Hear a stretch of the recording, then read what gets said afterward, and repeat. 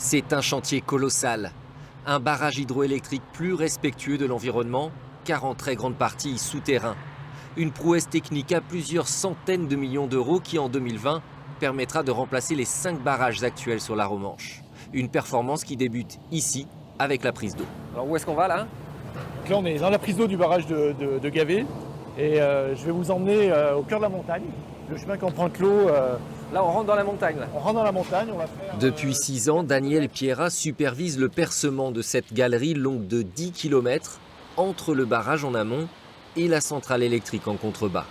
Une partie de la rivière y sera détournée au rythme de 40 mètres cubes par seconde, de quoi remplir une piscine olympique en moins d'1 minute. Alors là, on est vraiment au cœur du massif de Beldon. On a à peu près 1500 mètres de roche au-dessus de nos têtes. On est en fait sous la station de ski de Champs-Rousse et cette galerie a été creusée avec 2 tunneliers.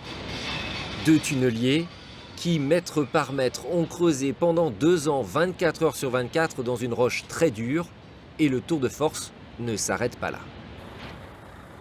Et la centrale électrique, elle aussi, a été intégrée dans la montagne, dans une caverne spécialement aménagée, une caverne aussi grande que la nef de Notre-Dame de Paris. À l'intérieur, un bâtiment de 5 étages monstre de béton et siège de la future production d'électricité. L'eau y arrivera après une pente douce depuis le barrage et nouvelle performance ici chutera dans un gigantesque puits vertical, niché lui aussi dans la roche.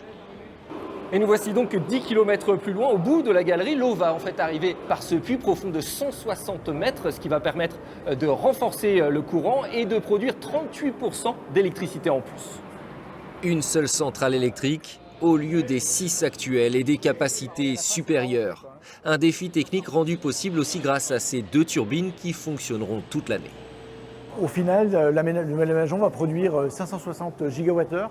C'est la consommation de la moitié de l'agglomération grenobloise. Ça permet de répondre à la consommation d'environ 230 000 habitants.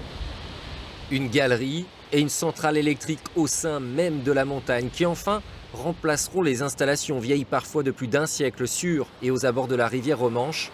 Au terme du chantier, elles seront démantelées. Rapprocher la Romanche de son état naturel, celui du 19e siècle, c'est aussi permettre à cette vallée très marquée par son passé industriel de retrouver un attrait touristique avec peut-être à terme, ici, le développement d'activités de randonnée, de pêche, voire de rafting.